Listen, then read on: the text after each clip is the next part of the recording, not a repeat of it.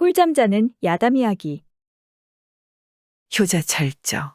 오천송은 의성 사람입니다. 지극히 효성을 다해 부모를 섬겼으니 가난해 아침 저녁을 잊기조차 어려워도 남의 집에 품을 팔아 돈과 쌀을 얻어 매일 돌아와 부모를 봉양했습니다. 부모상을 당해서는 몸소 무덤을 만들어 장사를 마쳤고 무덤 아래에 여막을 지어 3년상을 마쳤습니다.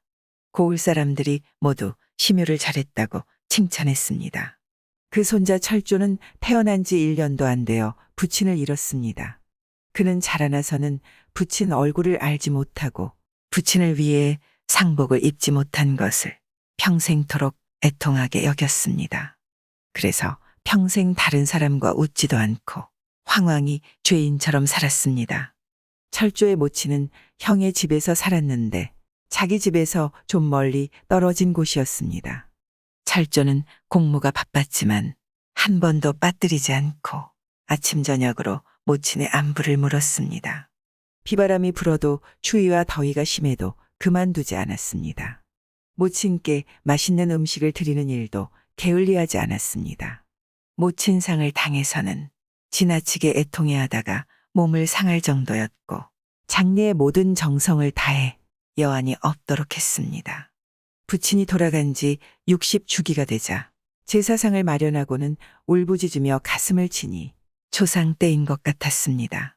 또 상복을 입고 염유를 했는데 평소 술과 담배를 좋아했지만 이때는 일절 입에 대지 않고 나물과 죽으로 3년상을 마쳤습니다.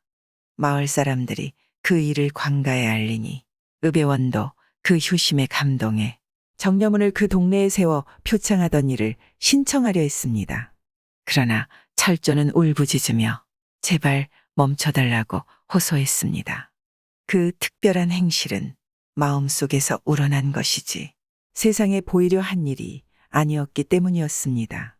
철조의 아들 아무개는 부친이 학질에 걸렸는데 의원이 인삼을 먹으면 효과가 있을 거라 하자 매서운 추위에도 아랑곳하지 않고 지리산 영원사로 가서 인삼을 구했습니다. 한 늙은 스님이 마른 줄기 하나를 가리키며 캐보라 했습니다. 과연 인삼 6뿌리를 얻었는데 매우 굵었습니다.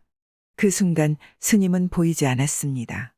인삼을 가지고 돌아오려는데 절의 무렵에 6명이 인삼을 내놓으라고 협박을 했습니다. 그때 호랑이 한 마리가 옆에 있다가 끊임없이 으르렁거리니 무례배가 모두 도망쳐버렸습니다. 인삼을 가져와 고아들이니 부친의 병이 나았습니다. 또한 그는 모친이 병을 앓자 2번이나 자기 손가락을 베어 며칠이나 수명을 연장해 주었습니다. 뒤에 이 일이 조정에 알려지니 3대가 모두 정려를 받았습니다. 신랑을 구출한 신부, 충청도 한 선비가 5, 60이 떨어진 이웃읍에서 혼례를 올렸습니다. 신랑은 전통적으로 치르는 혼례식을 마치고 밤이 되자 신방으로 들어가 신부와 마주 앉았습니다. 그런데 한밤중에 병력 같은 소리가 한 번 나고 뒷문이 부서지더니 홀련 큰 호랑이 한 마리가 방 안으로 갑자기 뛰어들어와 신랑을 물고 가버렸습니다. 신부는 황급히 일어나 호랑이 뒷다리를 잡고 놓지 않았습니다. 호랑이는 곧바로 뒷산으로 올라갔습니다. 호랑이의 발이 날듯이 빨랐는데도 신부는 죽어라 따라갔습니다. 바위와 구렁을 수없이 오르내리고 촘촘한 가시덤불을 뚫고 가느라 치마 저고리가 다 찢어지고 머리카락이 헝클어졌으며 온몸에 피가 흘러내렸지만 포기하지 않았습니다. 이렇게 면리를 가니 호랑이도 기진맥진해 신랑을 풀언덕 위에 놓아버리고 떠났습니다. 비로소 신부도 정신을 차렸습니다. 남편의 몸을 만져보니 명치 아래에 미미한 온기가 남아 있었습니다. 사방을 둘러보니 언덕 아래에 인가가 있었는데 뒷창으로 희미한 불빛이 새어나왔습니다. 신부는 호랑이가 이미 멀리 간 것을 확인하고 지름길을 찾아 내려왔습니다. 뒷문을 열고 들어가니 때마침 5-6 사람이 술안주를 어지럽게 차려두고 술을 마시고 있었습니다. 그들은 홀연 나타난 신부를 살펴보았습니다. 얼굴에는 연지 곤지가 피와 뒤섞여 말라붙어 있었고 몸에 걸친 옷은 곳곳이 찢겨 있었으니 완전히 귀신 몰골이었습니다. 사람들이 모두 놀라 자빠졌습니다. 신부가 말했습니다. 저는 사람이니 놀라지 마세요. 뒤편 언덕에 사람이 있는데 사경을 헤매고 있어요. 제발 빨리 구해주세요. 사람들이 놀란 혼을 수습하고 불을 들고 일제히 뒤편 언덕으로 올라갔습니다. 과연 한 소년이 언덕에 누워 있었는데 숨이 곧 끊어질 것만 같았습니다. 사람들이 자세히 살펴보니 그는 주인 집 아들이었습니다. 주인은 몹시 놀랐습니다.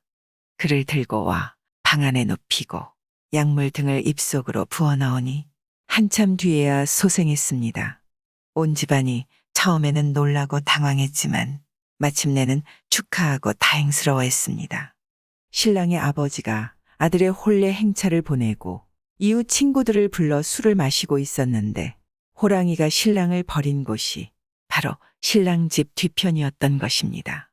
그제야 그 여자가 신부임을 알아차리고 방으로 데려와 죽을 먹였습니다. 다음 날 신부 댁에 연락하니 양가 부모가 모두 놀라고 기뻐하며 어쩔 줄을 몰라 했습니다. 그리고 사람들이 신부의 지극한 정성과 드높은 절개를 찬탄했습니다. 향리에는 선비들이 많아서 그 일을 관아와 가명에 아뢰니 마침내 정려문이 세워졌습니다. 암행어사 박문수. 박문수는 암행어사로 여러 읍을 돌다가 날이 저물도록 밥을 얻어먹지 못해 배가 많이 고팠습니다. 한 민가를 찾아가니 동자 혼자 있었습니다. 동자는 16살쯤 되어 보였습니다. 그에게 밥 한 그릇만 달라 하자 동자가 대답했습니다. 저는 홀어머니를 모시고 있는데 가게가 빈궁하여 며칠째 밥을 짓지 못했습니다. 손님께 드릴 밥이 없습니다. 문수가 피곤해 잠시 앉아 있었습니다. 동자는 방의 서북쪽 귀퉁이로 집안에서 가장 깊숙하고 어두운 곳에 종이 봉지를 바라보며 조금 처량한 표정을 짓더니 봉지를 풀어서 안으로 갖고 들어갔습니다. 몇 칸 안 되는 오두막집의 지게문 밖은 바로 안방이었습니다. 동자가 어머니를 불러 말하는 소리가 바깥까지 들렸습니다. 밖에 길손이 오셨는데 식사 때를 놓쳐 밥을 청합니다. 굶주린 사람이 있는데 어찌 돌보지 않을 수 있겠습니까? 양식이 떨어져 밥을 지을 게 없으니 이것으로라도 밥을 짓는 게 좋겠습니다. 어머니가 말했습니다. 그러면 내 아버지 제사를 거르려 하느냐? 동자가 말했습니다. 우리 사정도 절박하지만 배고픈 사람을 보고도 구해주지 않을 수 있겠습니까? 어머니가 봉지를 받아서 밥을 지었습니다. 문수는 그들의 말을 듣고 무척 측은한 마음이 들었습니다. 동자가 나오자 문수는 그 연유를 물었습니다. 동자가 대답했습니다. 손님께서 이미 들으셨으니 속일 수가 없군요. 제 아버지 기일이 얼마 남지 않았습니다. 제사 지낼 것이 없었는데 마침 쌀 한 대가 생겨 종이 봉지에 넣어서 걸어두었죠. 끼니를 걸으면서도 그것은 먹지 않았습니다. 지금 손님께서 배가 고픈데 밥을 지어드릴 양식이 없어 부득이 그것으로 밥을 했습니다. 불행히도 손님께서 우리 말을 듣게 되었으니 부끄럽기 그지없습니다. 그러고 있는데 어느 집종이 찾아와서 말했습니다.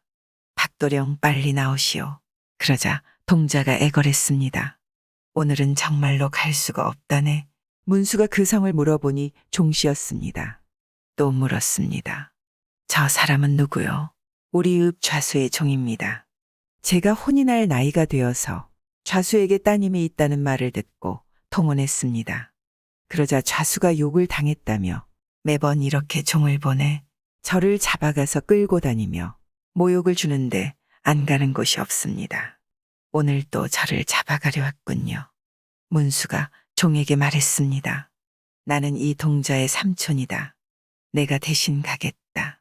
밥을 먹고 나서 종을 따라가니 좌수라는 자가 높은 자리에 앉아 있다가 동자를 잡아들이라 했습니다. 문수는 즉시 마루 위로 올라가 앉아서 말했습니다. 내 조카의 문벌이 당신보다 높지만 집이 가난한 고로 당신에게 통원했소. 당신이 그럴 생각이 없다면 그만둬도 그뿐 아니오. 왜 매번 이렇게 잡아와서 욕을 보이는 것이오. 당신이 읍의 수양으로 권력을 가졌다고 그러시오. 좌수가 크게 노해 종을 잡아들이게 하여 욕을 퍼부었습니다. 내 너에게 박동을 잡아오라 했는데 어찌 이 미친 객을 잡아와서 상전을 욕보이느냐. 내 죄는 태영감이다. 문수가 소매 속에서 마패를 꺼내 보이며 말했습니다. 내가 어찌 감히 이렇게 군단 말이냐. 좌수가 한 번 보고 얼굴이 흙빛으로 변하여 계단 아래로 내려가 엎드렸습니다. 죽을 죄를 지었나이다. 죽을 죄를 지었나이다. 문수가 말했습니다. 그럼 결혼을 시킬 수 있느냐. 어찌 감히 시키지 않겠습니까? 내가 책력을 보니 글피가 기르리다. 그날 내가 신랑과 함께 올 것이니 너는 홍구를 갖추어 기다려라. 좌수가 말했습니다. 공경을 다해 받들겠나이다. 그러자 문수는 문을 나가 곧바로 읍내로 가서 암행어사 출두를 하고 본관에게 말했습니다. 나에게 아무동에 사는 조카가 있는데 이 읍 수양의 딸과 혼인하기로 했다오.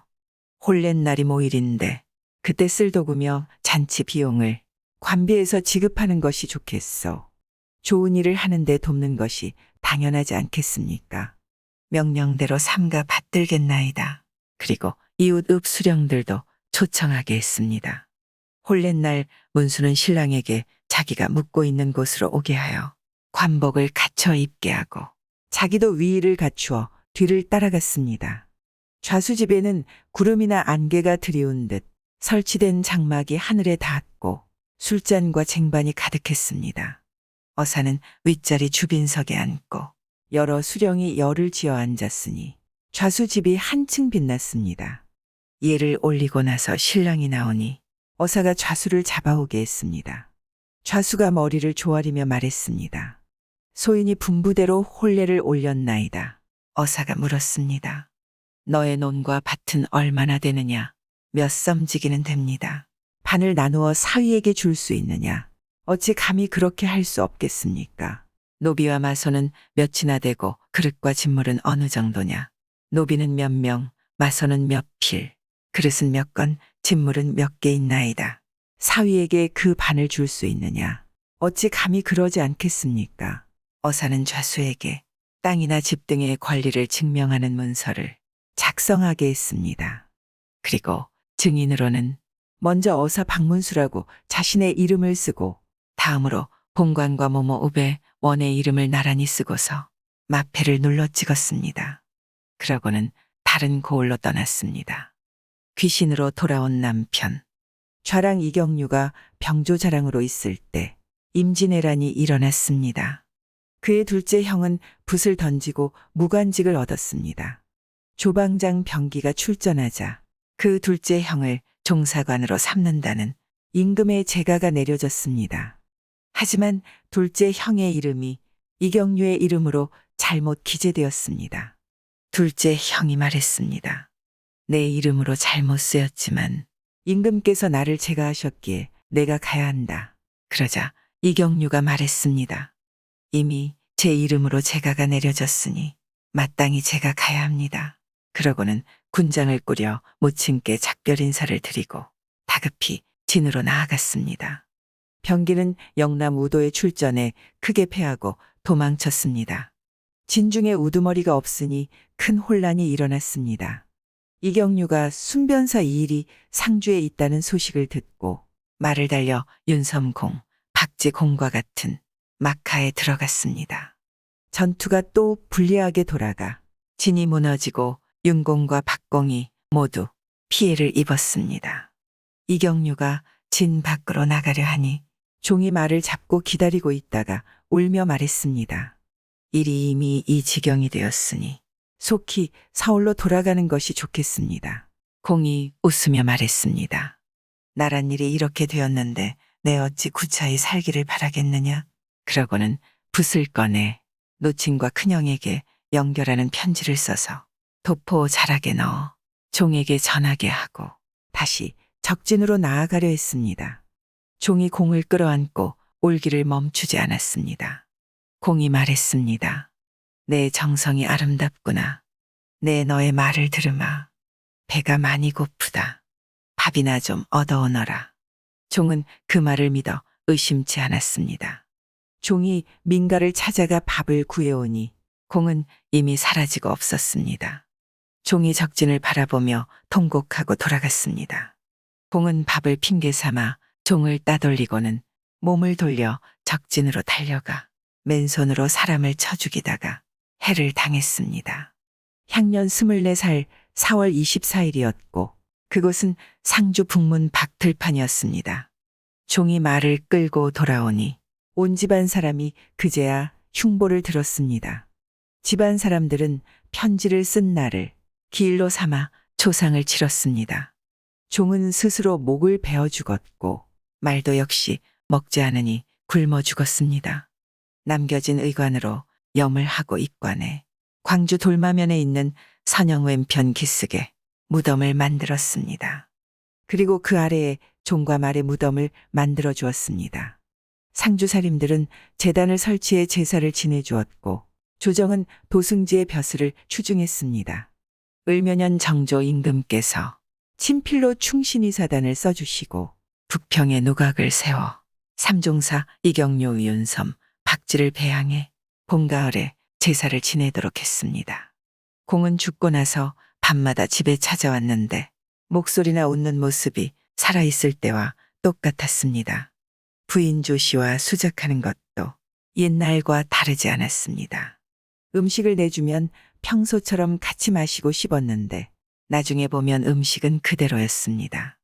매일 어두워지면 왔다가 달기 울면 즉시 문 밖으로 떠났습니다. 부인이 물었습니다. 공의 유골은 어디에 있는지요? 그곳을 알면 옮겨와 장사를 지내드리죠. 그러자 공이 근심스러운 낯빛을 띠며 말했습니다. 허다한 백골이 쌓인 가운데서 어떻게 나를 분간할 수 있겠소? 그대로 두는 게 낫소. 또 내 백골이 묻혀있는 장소가 나쁜 곳도 아니라오. 그 외에는 집안일을 처리하는 것이 평상시와 똑같았습니다. 소상 뒤에는 공이 격일로 속세로 내려오더니 대상날이 되자 작별 인사를 했습니다. 오늘 이후로는 오지 않을 거요. 그때 공의 아들 쟤는 겨우 4살이었습니다. 공이의 아들을 어루만지더니 탄식하며 말했습니다. 이 아이는 반드시 과거에 급제할 거요.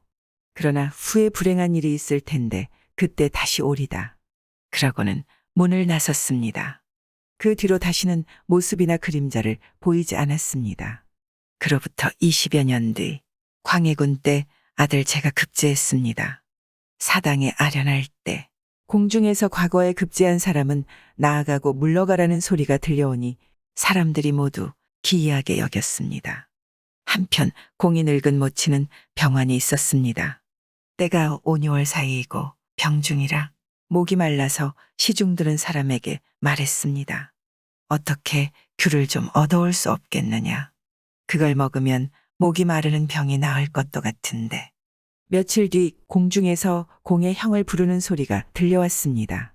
큰형이 마당으로 내려가 위를 쳐다보니 공이 운무 가운데서 귤 3개를 던져주며 말했습니다. 어머니께서 귤을 드시고 싶어 하기에 제가 동정으로 가서 얻어왔습니다. 이걸 가져다 드리면 병안에 차도가 있을 겁니다. 도암의 신도 비명에 공중에서 귤을 던져주니 정신이 황홀하네란 구절이 이를 일컬은 말입니다. 해마다 공이 기제사를 지낼 때 문을 닫으면 언제나 수저 소리가 들려왔습니다. 종가에서 제사를 지낼 때에는 사람 머리카락이 떡에 들어 있었는데 제사가 끝나면 바깥채에서 종을 부르는 소리가 들려왔습니다. 집안 사람들이 괴상하게 여겨 들어보니 사랑채에서 소리가 났습니다. 종이 명을 받들고 들어가니 공이 떡을 찐 여종을 잡아오라는 분부를 내리며 말했습니다. 신도는 사람의 털을 기피하는데 너는 어찌 살피지 않았느냐. 회초리를 맞아야겠구나. 그러고는 여종에게 회초리질을 하라고 명했습니다. 그 뒤로 해가 오래되어도 기일만 되면 집안 사람들은 제수 준비를 감히 소홀히 하지 못했습니다. 행주대첩을 이룬 권원수의 탁월한 공. 금남 정충씨는 선조 때 중흥에 공을 세운 명장이었습니다. 그는 처음에 광주의 아전이었는데 도원수 권율이 광주 목사로 와서 그를 한번 보고 장군의 제목임을 알아보았습니다. 어느 날 권공은 장자 위에 물그릇을 올려두었다가 어두운 밤이 되자 금남에게 장자를 급히 내리게 했습니다. 금남은 담뱃대로 그 위를 휘저어보고 먼저 물그릇을 드러내리고 나서 장자를 내렸습니다. 그 뒤로 권공은 금남을 더욱 기특하게 여기며 소중히 대해주었습니다. 임진왜란이 일어나자 도로가 막혀 의주에 있는 임금이 타는 수레에 조정의 소식이 통하지 않게 되었습니다. 금남이 가겠다고 자청해 단신으로 장계를 가지고 임금이 임시로 머물러 있는 곳인 행제소까지 갔습니다. 오성이상공은 권율의 사위였습니다.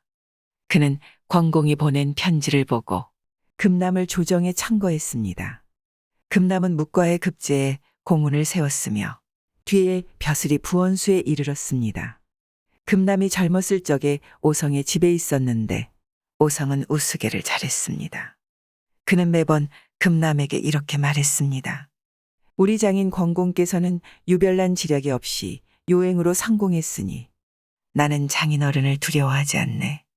만일 내가 그 자리에 있게 된다면 내가 마련하고 주선하는 사업은 더 많고 더 나을 걸세. 금남이 이를 듣고 웃었습니다. 하루는 오성이 뒷간에 가 있는데 금남이 갑자기 말을 달려와 숨을 헐떡이며 뛰어와서 말했습니다. 큰일 났어요. 큰일이 났어요. 오성이 놀라 물으니 금남이 대답했습니다. 외병 10만 명이 이미 조령을 넘었다는 보고가 조금 전에 들어왔습니다.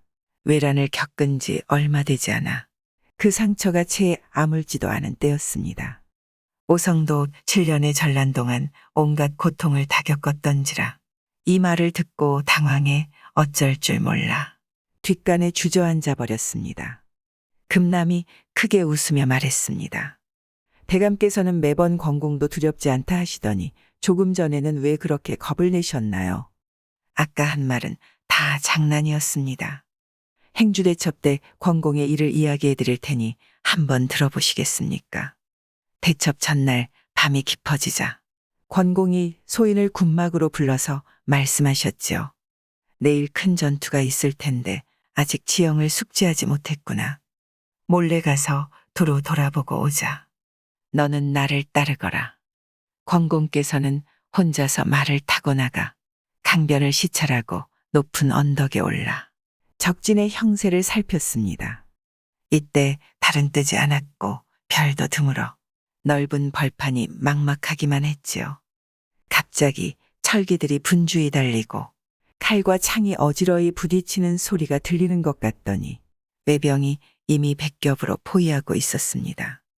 소인이 권공을 올려다보며 빠져나갈 계획을 어떻게 세워야 하나요? 하고 여쭈니 권공께서는 태어난 안색으로 말씀하셨죠.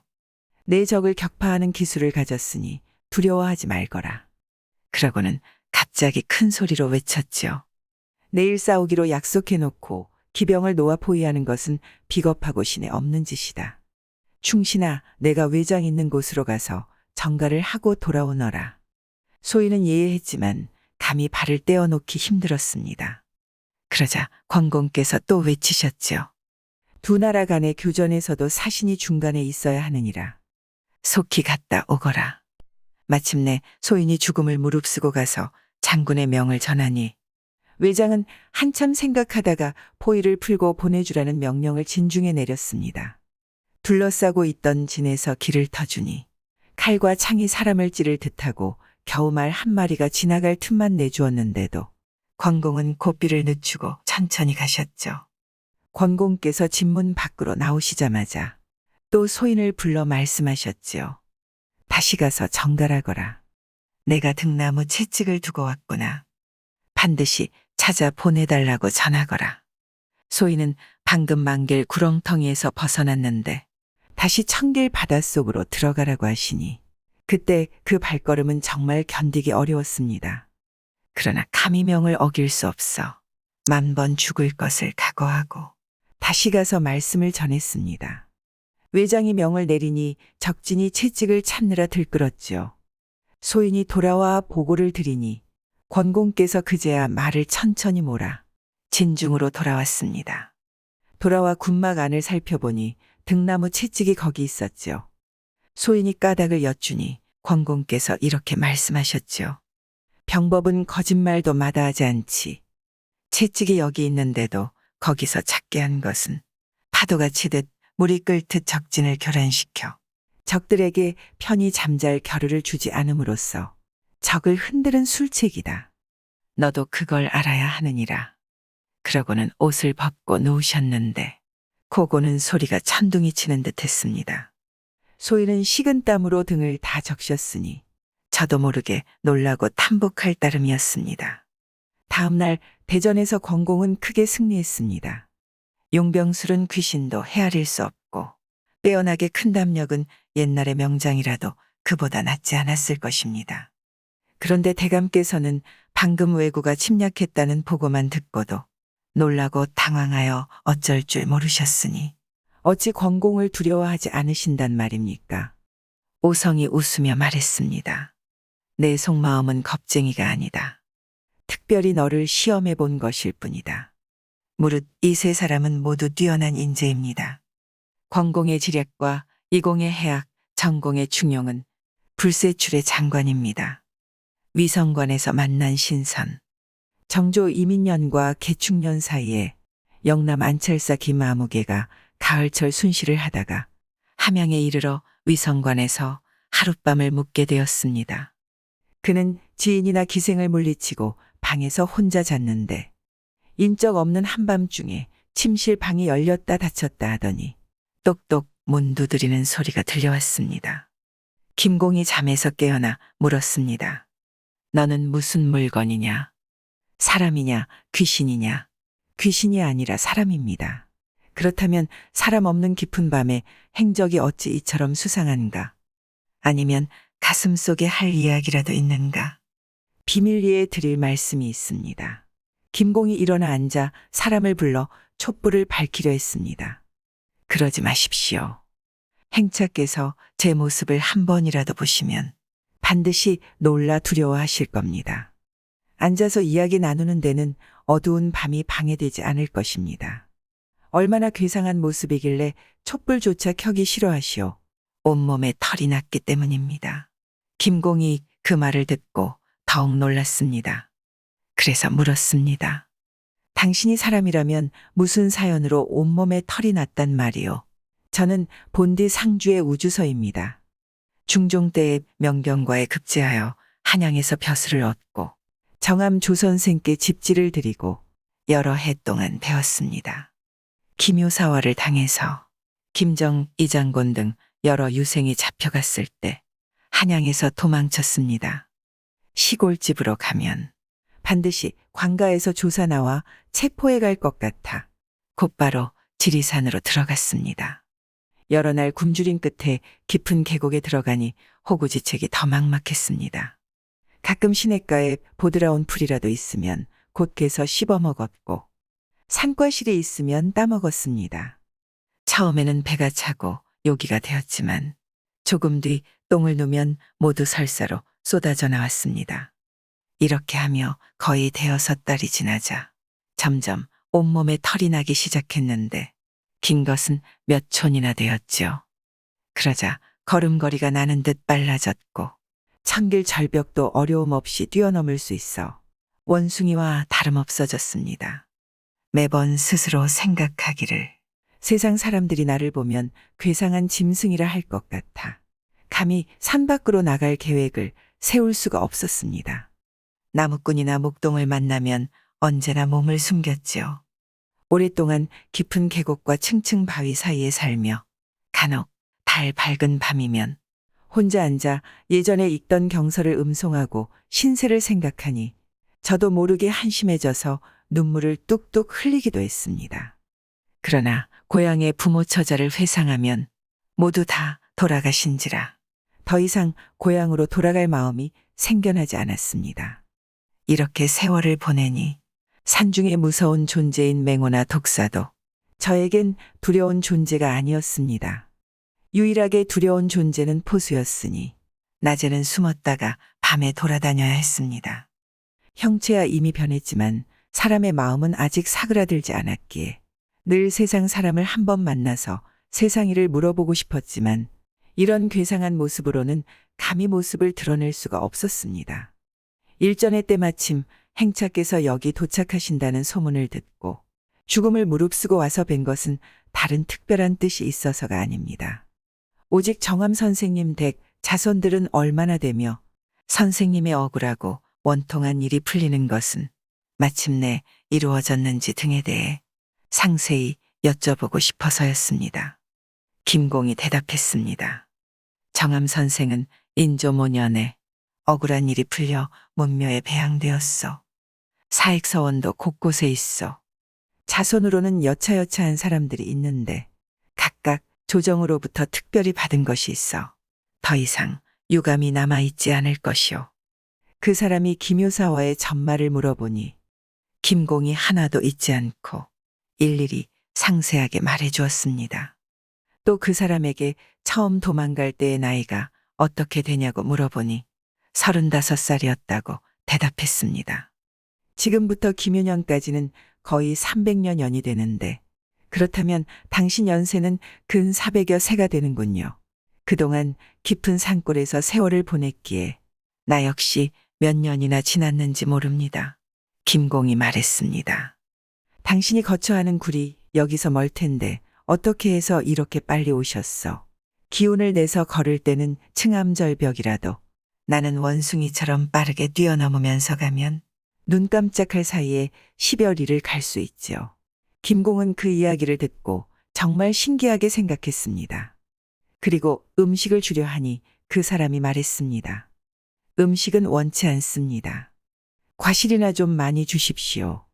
마침 방에는 과실이 없었고 밤중에 어디서 가져오기도 어려워 김공이 말했습니다.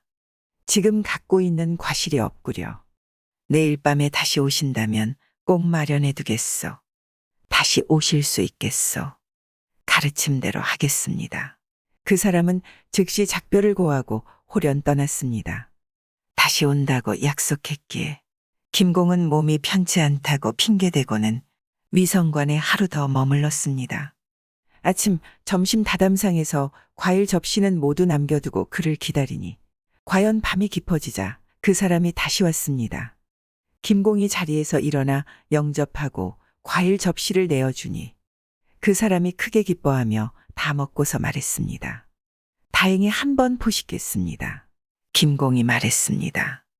들으니 지리산에는 과실이 많다 하던데 당신은 끼니는 잘 이어 드실 수 있어. 가을 나뭇잎이 떨어질 무렵 밤에 줍는 잡다한 과실이 서너 무더기는 되는데 그것을 양식으로 삼지요. 풀을 먹어야 했던 처음의 고달픔은 이제 모면했습니다. 과실만 먹지만 기력은 처음 풀을 먹던 때에 비해 조금도 약해지지 않았지요. 맹호가 바로 앞에 있다 해도 손으로 치고 발로 차서 잡을 수 있습니다. 그 사람은 김효년 이야기를 다시 한바탕 토로하다가 감사 인사를 하고 떠났습니다.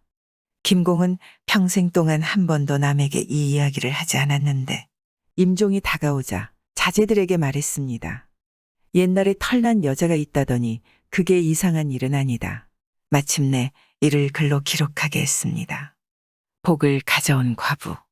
옛날에 한생원이 있었습니다. 그 집이 동소문 밖에 있었는데 집안이 너무 가난해 나물과 거친 밥으로도 끼니를 이어갈 수가 없었습니다. 날마다 성균관 식당에 가서 아침 저녁 남은 것을 갖고 와 식구들을 먹이곤 했습니다.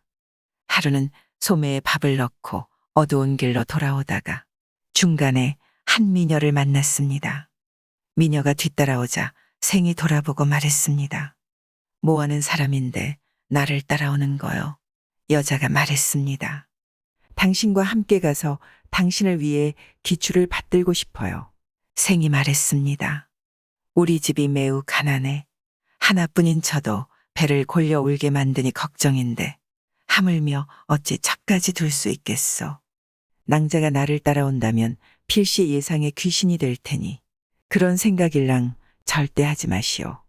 죽고 사는 것은 수명에 달렸고 가난하고 부유해짐은 하늘에 달렸지요. 비가 크게 이르면 태가 오고 때가 되면 바람이 불어주지요. 위수에서 고기 낚던 강태공은 팔순에 서백의 수레를 탔고 다 떨어진 옷 입던 소진은 하루아침에 육국 재상의 관인을 찾지요. 그러니 한때의 공공으로 어찌 평생을 단정하려 하나요? 여자는 내쫓아도 떠나지 않고 생의 집까지 따라왔습니다. 생은 부득이 그 여자를 자기 집에 살게 하고 잠자리를 함께 했습니다. 다음날 여자는 가져온 돈꾸러미로 양식과 뗄나무를 사와서 아침밥을 지어 바쳤습니다. 다음 날도 또 그렇게 했습니다. 이로써 부부는 배고픔을 면할 수 있었습니다. 여자는 돈을 다 쓰니 또 돈을 가져와 공양을 이어갔습니다. 4-5달이 지나자 여자가 생에게 말했습니다. 이곳은 너무 외져 사람이 살기에 좋지 않아요. 성 안으로 들어가 사는 게 어때요? 생이 말했습니다. 그곳에는 살 집이 없는데 어쩌겠어. 여자가 말했습니다.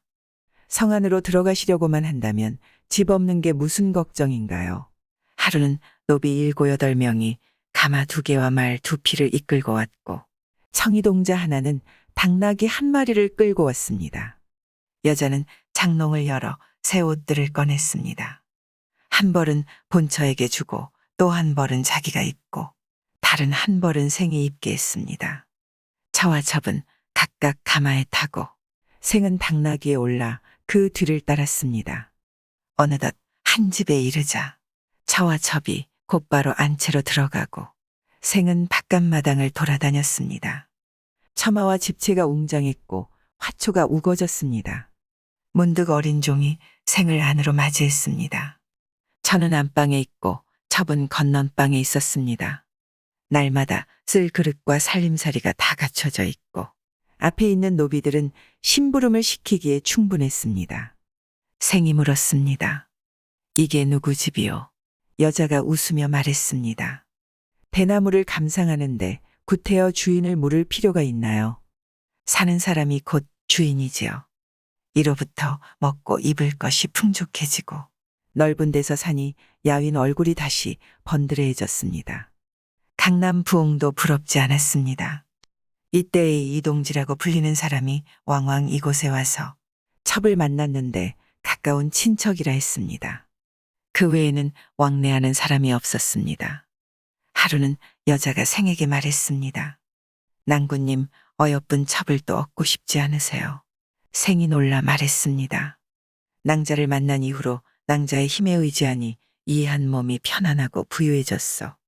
만사가 다 만족스러운데 내 어찌 다른 소망을 바라겠소. 여자가 말했습니다. 내가 동몽을 요구하는 것이 아니라 동몽이 나를 요구하지요. 하늘이 주시는데 받지 않으면 도리어 재앙을 받게 된답니다. 그러면서 강하게 권하니 생이 말했습니다. 일단 아내와 상의하여 처리하겠소. 처가 말했습니다. 이런 첩이라면 10명을 두더라도 무슨 문제가 생기겠어요. 그래서 생이 허락했습니다. 어느 날 저녁 한 젊은 부인이 달빛을 받으며 걸어왔습니다. 두 여종이 그녀를 인도했는데 용모가 절색이고 행동거지도 단아하고 깨끗했습니다. 부끄러운 자태를 가득 드러냈으니 결코 상천의 부류가 아니었습니다. 생이 그녀를 한 번 보고 놀라고 또 반가워했으니 마침내 잠자리의 즐거움을 누렸습니다. 여자가 말했습니다. 이 사람은 사족의 부녀라. 소첩과 비교될 분이 아니랍니다.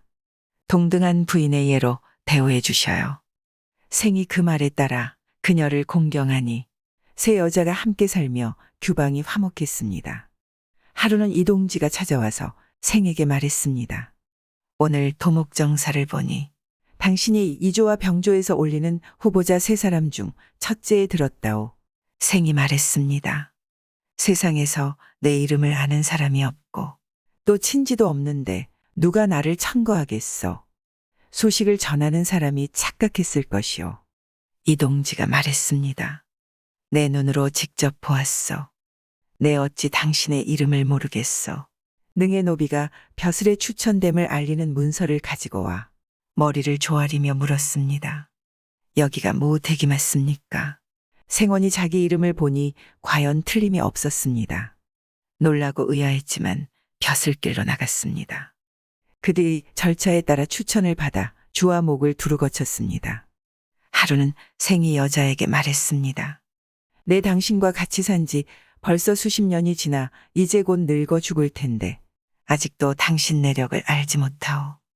전에는 숨길 수밖에 없었다 하더라도 이제는 상세하게 말해주기 바라오. 여자가 탄식하며 말했습니다. 이동진은 소첩의 아버님이십니다. 제가 젊어서 일찍 과부가 되어 음양의 이치도 모르니 부모님께서 불쌍히 여기시다 하루는 제게 말씀하셨죠. 오늘 저녁 문을 나가 처음 만난 의관 차린 남자를 따라가 섬겨라. 첩은 서둘러 나와서 낭구님과 맨 처음 만났죠. 그러니 하늘이 맺어준 인연이 아닐 수 없습니다. 집을 매매하고 산업을 경영한 일은 모두 제 아버님께서 지휘하신 것이죠. 그리고 저 낭자는 모 재상님의 따님이죠. 역시 합궁전의 과부가 되었답니다. 제 아버님과 모 재상님은 절친한 친구 사이여서 집안의 세세한 일까지 모두 서로 상의하셨죠. 양가에 다 청상과부가 있으니 언제나 저희를 불쌍히 여기고 딸을 생각하는 마음을 서로 나누셨지요.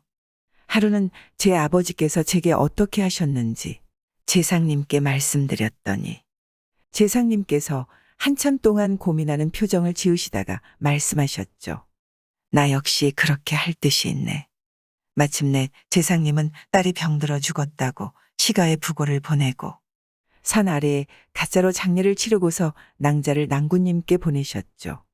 예전에 낭구님을 첩벼슬에 추천하신 전관도 그분이셨어요. 생은 이야기를 다 듣고 비로소 그 기이한 만남에 대해 감탄했습니다. 생과 처첩 세 사람은 머리가 하얘질 때까지 함께 늙었으며 자녀도 많이 낳았습니다. 전성지봉을 누렸으며 슬하의 영화도 보았다 합니다.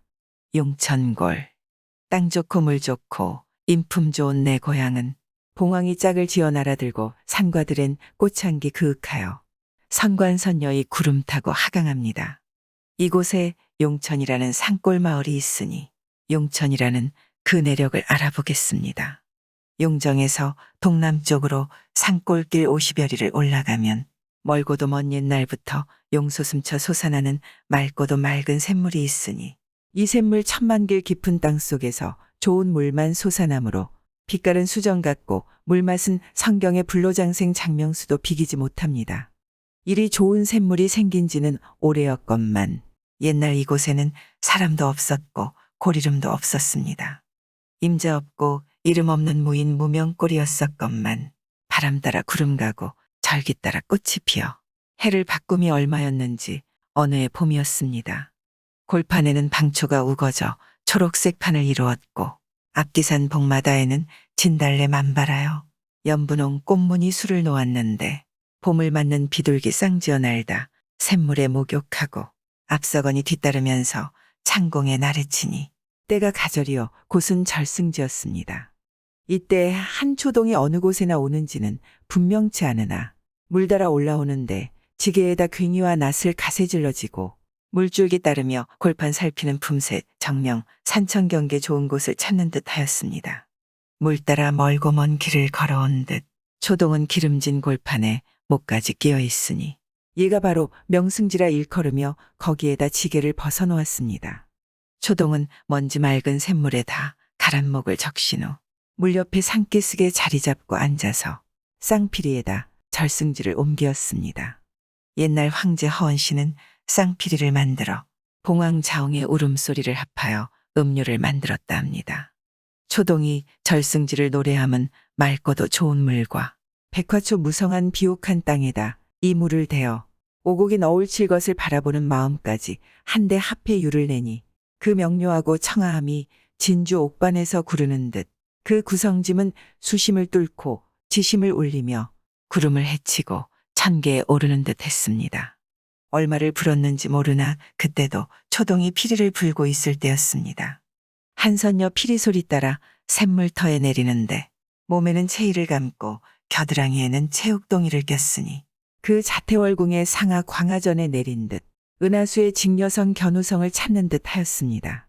초동이 인기척에 깬 듯 불던 피리를 멈추고 보니 샘물가에 주옥으로 새긴 것 같은 한선녀가 서서 맞이하러 나서니 선녀가 공손히 이야기에 초동 또한 답례할 때 비둘기 쌍지어 울창한 청송을 스쳐 창공에 나르며 오리떼 쌍쌍이 샘물에서 놀았습니다. 쌍피리 소리가 매파군되어 초동과 선녀는 그날로 100년을 가약하고 땅 좋고 물 좋고 경치마저 좋은 곳에다 청송같이 굳은 절개, 꽃같이 고운 마음, 샘물같이 솟는 정에 바위같이 든든한 숲속에 새 집을 이루었습니다. 새신랑 새각시는 샘물가에 털을 닦고 보금자리 일구며 용소 숨쳐 솟는 샘물을 용천이라 이름 짓고 그 물을 애워 논밭가라 씨 뿌리니 그 골 이름을 용천골이라 불렀습니다. 그 후부터 용천골 감자라면 천하에 알리었고 조이삭은 황개골이 벼아른 앵두 같아 후손들은 용천골을 곡굴이라 불렀으니 이름 그대로 솟아나는 샘물같이 날로 번창하고 있습니다. 해란강의 유래, 용정진에서 맑고 맑은 강을 따라 서남쪽으로 한참 올라가면 강을 사이에 두고 오른쪽에는 비암산이 우뚝 솟아 있으며 왼쪽에는 주암산이 창공을 떠이고 서 있었습니다. 아득한 옛날 강을 사이에 두고 비암산과 주암산 기슭에는 의족해 사는 두 마을이 있었습니다. 양쪽 마을 사람들은 모두 이 강물에 애워 농사짓는 사람이 아니면 고기를 잡아 사는 어부였으므로 이 강물을 제 목숨처럼 아꼈습니다. 비암산 기슭마을에는 인물이 곱고 고기금을 잘 뜨는 란이라는 처녀가 있었고 주암산 기슭마을에는 힘이 세고 농사일 잘하는 해라는 총각이 있었습니다. 해와 란은 늘 함께 배를 타고 고기를 잡거나 밭에 나가 일도 같이 하곤 하였습니다. 그들은 일터에서 정이 들어 날따라 그 정이 두터워져 갔습니다. 어느 해 늦가을이었습니다.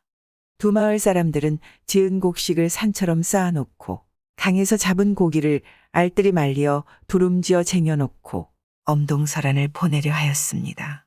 그런데 어느 날 갑자기 하늘에 먹장구름이 내리덮이고 번개와 우레가 요란하더니 폭풍우 속에서 웬 악마가 나타났습니다. 악마는 대가리에 뿔이 2개 나고 온몸은 털로 덮여 있었습니다. 험상궂은 악마는 말을 타고 1000근짜리 장도를 한 손으로 휘두르며 달려와서 대성지로 하였습니다. 천하의 땅은 모두 내 것이로다.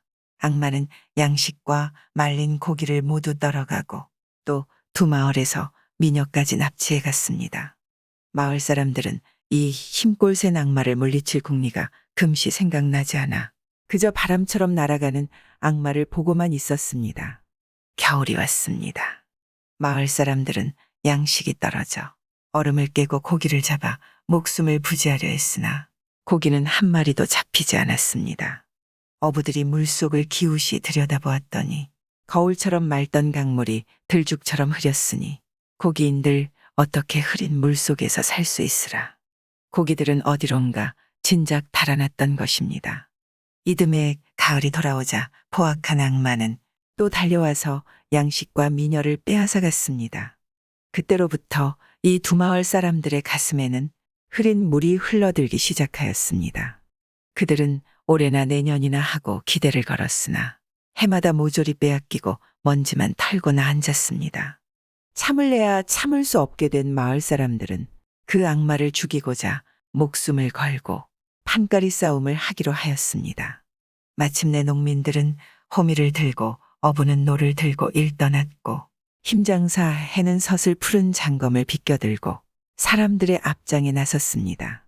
어느 날 악마는 또 1000근짜리 장도를 휘두르며 달려왔습니다. 용감한 해는 날쌔게 뛰어나와 대성지로 하며 악마에게로 달려들었습니다. 악마는 감때 사납게 희웃으며 서슴없이 덮쳐들었습니다. 해는 장검을 번개치듯 휘두르며 그놈을 맞받아 나갔습니다. 해와 악마는 강가에서 번쩍번쩍 칼부림을 하였는데 해의 장검이 악마의 목에 닿는가 하면 악마의 1000근짜리 장도가 맞고 나였습니다. 싸움은 해가 뜰 때부터 해가 서산봉에 기울어질 때까지 계속되었으나 끝내 승부가 나지 않았습니다. 호미를 들고 노를 든 사람들은 해가 지기 전에 악마를 찍어 죽이라고 해에게 기세를 돋우어 주었습니다. 후원의 외침과 더불어 해의 칼이 번쩍하더니 악마의 대가리가 털썩하고 강가에 떨어졌습니다. 마을 사람들은 헐떡거리며 땀을 훔치는 해를 둘러쌌습니다. 그들의 환성은 천지를 진감하였습니다. 그런데 이때 강가에 떨어져 펄떡펄떡 뛰던 악마의 대가리가 목에 다시 붙었습니다. 악마는 되살아나서 눈을 부릅뜨며 해에게 달려들었습니다. 해는 하루 종일 싸운 터에 기운이 점점 약해져 갔습니다. 사람들 속에서 또 천지를 진감하는 외침 소리가 터졌습니다. 그 후원 소리에 기운을 얻은 해는 노한 사자마냥 달려들어 단칼에 놈의 모가지를 또 내리쳤습니다. 그러나 떨어진 놈의 대가리는 또 재차 대붙었습니다. 박투는 다시 멀어졌으나 더욱 격렬해졌습니다.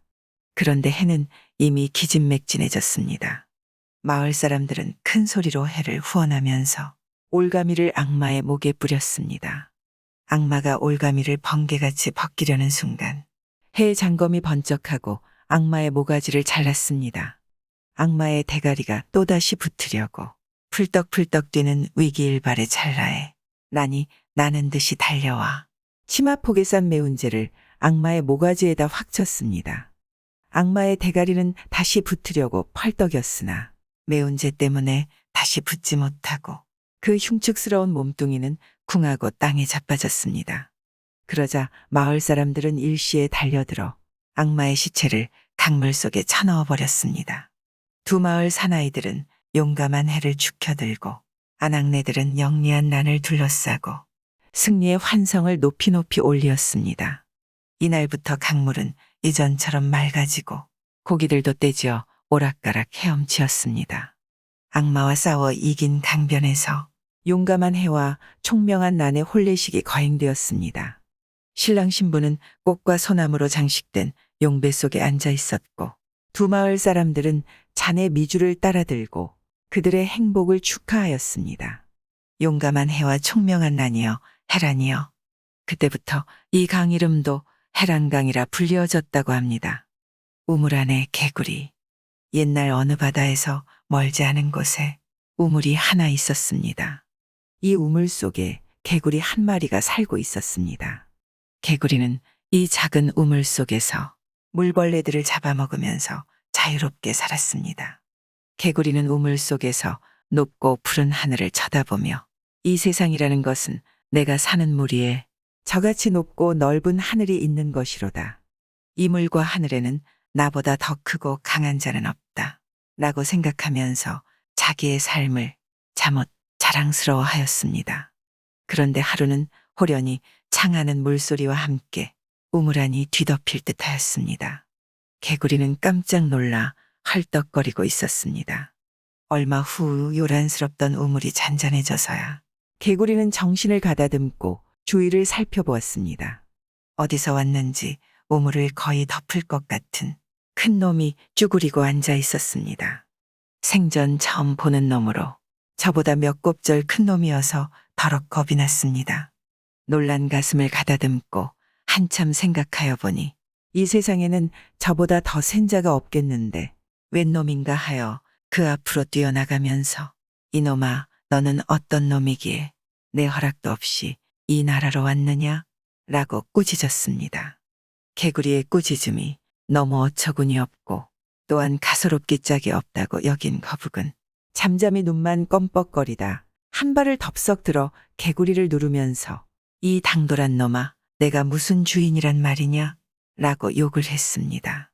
개구리는 거북의 한쪽 발에 눌리워서 배가 터질 것 같고 숨도 쉴 수가 없어서 제발 살려달라고 애걸하였습니다. 거북은 그제서야 다리를 들어 그를 놓아주었습니다. 노연한 개구리는 혼비백산하여 다시는 더 어쩔 엄두도 못 내고 그 앞에 끌어앉아 빌면서 공손히 물었습니다. 대왕께서는 이 나라 하늘에서 오셨는지요? 조남은 뉘대기십니까? 내가 무슨 대왕이란 말이냐? 나는 하늘에서가 아니라 바다에서 왔는데 거북이라 한다.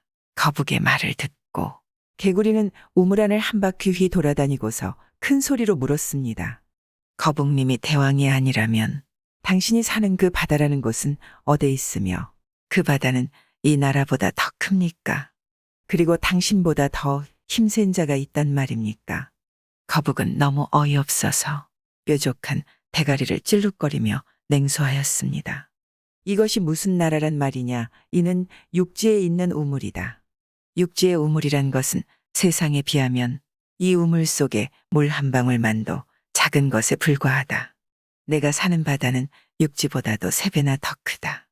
그런데 육지와 바다에서는 나 같은 것을 한 입에 10마리 100마리라도 통째로 삼키는 큰 짐승이 있을 뿐만 아니라 내가 사는 우물을 100개라도 마시는 거물들이 부지기수이다. 개구리는 거북의 말을 듣고 한참 눈알을 꺼벅거리면서 무엇인지 생각하였습니다. 세상에 제 사는 곳을 자랑하지 않는 자 없구나. 개구리는 이렇게 혼잣말하면서 세상이 크고 괴물이 많다는 것을 고지 듣지 않았습니다. 거북은 너무 어처구니 없어서 내 놈은 이 우물 안에서만 살다 보니 이 우물 안 밖에 모른다. 너에게 아무리 말해주어도 너는 이 우물에다 비할 뿐이다. 그러니 너에게 넓은 세상을 보여줄 터이니 내게 업혀라. 고하였습니다. 개구리는 할 수 없이 거북의 등에 업혔습니다. 거북은 우물 밖으로 나와서 개구리에게 말했습니다. 우리가 지금 있는 곳은 육지이다. 그리고 저 끝없이 출렁거리는 물은 바다라 한다. 개구리는 과연 제가 살던 우물에다 비할 바 없이 넓고 크므로 놀라서 거북에게 물었습니다. 이 큰 육지를 며칠이면 다 다녀볼 수 있습니까? 거북은 하도 갖잖아서 앙천대소하였습니다. 그러는데 뱀 한 마리가 개구리를 노리고 구불거리며 기어왔습니다. 거북은 개구리에게 저 뱀이 너를 잡아먹으려 오니 빨리 피하라 고하였습니다. 저렇게 가느다랗고 팔다리가 없는 놈이 나를 어떻게 잡아먹겠습니까? 너는 한 입에 통째로 삼킨다. 그러는 새에 뱀은 벌써 가까이에 왔습니다. 그러나 거북이 때문에 달려들어 물지는 못하고 혀만 날름거렸습니다. 개구리는 그제야 뱀이 자기를 먹자고 한다는 것을 알고 도망치려 하니 거북이가 개구리를 붙잡았습니다. 그러는데 큰 황새 한 마리가 날아와서 긴 주둥이로 뱀의 목을 집어물고 훨훨 날아가 버렸습니다. 이를 본 개구리는 쪼그리고 앉은 채 눈알을 띠룩거릴 뿐 아무 말도 못했습니다. 임자 없는 황금 백냥. 옛날 경주 남산 밑에 이우천이라는 사람이 살고 있었습니다. 그의 조상 때는 올리고 살았다는데 대를 바꾸면서 점점 기운이 영락해져서 논밭 전지를 한두락 두두락 팔아먹다 보니 말경엔 몇십 대를 눌러 살아오던 집까지 팔아먹지 않을 수 없게 되었습니다. 하루는 이딱한 사정을 못내 근심스럽게 생각하던 그의 친구 홍설팔이라는 사람이 찾아왔습니다. 여보게 오천이 자네가 조상이 물려준 세전지물을 팔아먹다가 이제는 집 한 채 남은 것마저 팔자고 하니 그게 될 말인가. 자네 알다시피 나도 형세가 그리 넉넉진 못하지만 그래도 자네에 비하면 좀 나은 편이니 다만 얼마라도 보태주겠네. 그 집만은 팔지 말고 지키는 게 어떻겠나. 친구는 제 일처럼 여기면서 은근히 권하기를 마지 않는 것이었습니다. 글쎄, 이 사람아, 낸들 어찌 팔고 싶어서 팔겠나. 조상이 물려준 것이라고는 이 집 한 채뿐인데 자손이 되어 물려준 집 한 채마저 지키지 못하게 되고 보니 실로 가슴이 터질 일이네. 이우천은 맹랑한 기색을 지어 보이며 한탄하였습니다. 그러게 남한테 팔지 말게. 악을 쓰면서라도 그 집만은 지탱해야 할 게 아닌가. 자네도 어렵게 지우는데 어떻게 자네의 신세만 쳐다보고 살겠나. 당장 발등에 떨어지는 불이나 끄고 봐야지. 이우천은 친구의 고마운 권고를 들을 수 없는 것이 원통하였습니다. 정 그 집을 팔 바에는 다남을 주기보다 나를 주게. 아무 때고 자네 형편이 펴서 다시 집을 찾겠다고 하면 즉시 돌려주겠네. 고마운 말이네. 그렇게 하지. 그리하여 홍 씨는 집값을 후하게 주고 이 씨의 집을 사서 들고 이 씨는 겹방을 얻어 몸을 담게 되었습니다. 그때로부터 몇 해가 지나갔습니다. 홍 씨가 사서 든 집은 워낙 오랜 집이어서 무너질 염려가 있으므로 수리를 하지 않으면 안 되었습니다. 그런데 희한한 일이 생겼습니다. 새 기둥을 갈아대려고 썩은 기둥을 파내는데 그 밑에서 황금이 100냥이나 나왔던 것입니다. 크게 놀란 홍 씨는 곰곰이 생각해 본 끝에 그 황금을 가지고 이 씨의 집을 찾아갔습니다. 오천이 이 황금은 필시 자네의 조상의 후손을 위하여 묻어둔 것임에 틀림이 없는 것 같으니 받아서 기울어진 가문을 다시 세우게. 홍 씨가 내놓은 황금 100냥을 놀랍게 바라보던 이 씨는 펄쩍 뛰면서 단호히 거절하는 것이었습니다. 이 사람, 그게 무슨 말인가? 나는 이미 그 집을 자네에게 팔았으니 그 집 임자는 내가 아니라 자네이고 그 집에서 나온 황금은 내 것이 아니라 자네의 것일세. 우리 조상이 묻어둔 게 아닌가? 하지만 무슨 증거가 있단 말인가? 아무 증거도 없이 내가 어이 그 황금을 받는단 말인가? 두 말 말고 도로 가져가게. 이렇게 되어 두 사람은 그 황금을 서로 대방에서 가지라고 밀고 당기고 하다 보니 좀처럼 해결이 나지 않아 마침내 관가에 소송하게 되었습니다. 고을원도 미상불 판결해 주기가 난처하여 조정에서 공정하게 시비를 갈라달라고 상소하게 되었습니다. 나라에서는 그들 두 친구의 갸륵한 마음씨에 감복되어 황금 100냥을 상으로 내려보내서 홍 씨와 이 씨가 다 같이 100냥씩 가지게 했습니다. 이 이야기는 친구 간의 참다운 믿음이 있고 우정이 있는 본보기로서 그 미담이 오랜 세월을 두고 경주 일대에 전해지고 있었던 것입니다. 구독과 좋아요, 알람 설정 부탁드리옵니다.